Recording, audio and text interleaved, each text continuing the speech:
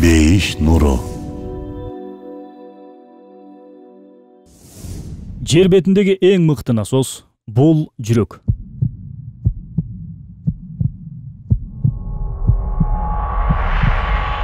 Ооба, туура таптыңыз.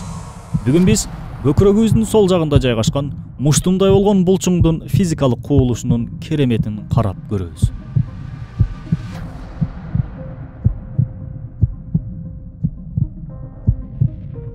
Негизи жүрөк дегенде эле руханият эске келет. Жан дүйнө эске келет. Бирок жүрөктүн физикалык түзүлүшүн изилдеген акыйкаттар азыраак. Дайыма сиздин ичиңизде болгон, бирок сиз аны жакшы таанып билбеген кереметтүү ааламдын эшигин ачууга даяр болсоңуз, кеттик. Жүрөк. Бир мүнөттө орточо 70 жолу, ал эми бир жылда болсо 37 миллион жолу согот. 70 жыл өмүр сүргөн адамдын жүрөгү 2,5 миллиард жолу согуп, орточо 300 миллион литр канды айландырат. Ар бир соккон сайын жүрөк булчуңдары насос сыяктуу канды бүткүл денеге таратат. Натыйжада бүткүл денеге зарыл болгон заттар жайылат. Бул булчуңдардын күчүн түшүнө алуу үчүн бул видеону токтотуп туруп, муштумуңузду ар бир секунд сайын катуу күч менен түйүп, кысып, кайра кое берип көрүңүз. Бат эле колдун булчуңдары чарчап калат, туурабы? Бирок жүрөк эненин ичинен баштап 1 мүнөт токтобостон күнү түнү согуп, кызматын өтөп келүүдө. Элестетиңиз, бир жолда токтогон жок, чарчаганда жок. Биз бат кыймыл аракет жасаган кезде булчуңдарыбыз дагы да көп кычкылтекке муктаж болот.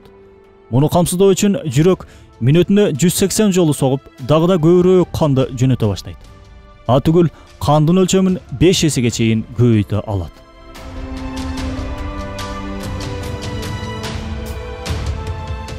Адамдар жасаган насос суюктукту бир эле тарапка айдай алат. А жүрөк болсо бир эле кезде эки түрдүү суюктукту эки башка дарекке айдай алат. Башка насостордо адатта үйлөөчү бөлүгү жана аны иштетүүчү мотору болот. Жүрөктө болсо таң калыштуусу үйлөгүч да өзү, мотор да өзү.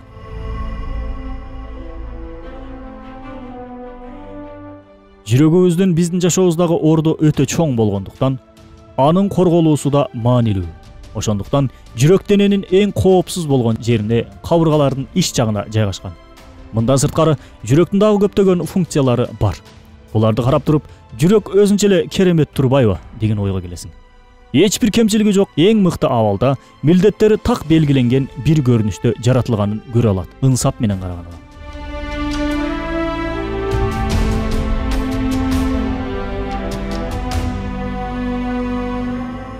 Биз төрөлгөндөн бери тынбастан кемчиликсиз абалда миллиондогон литр канды айландырган ошол жүрөк кантип өзү эле же кокусунан пайда болуп калсын?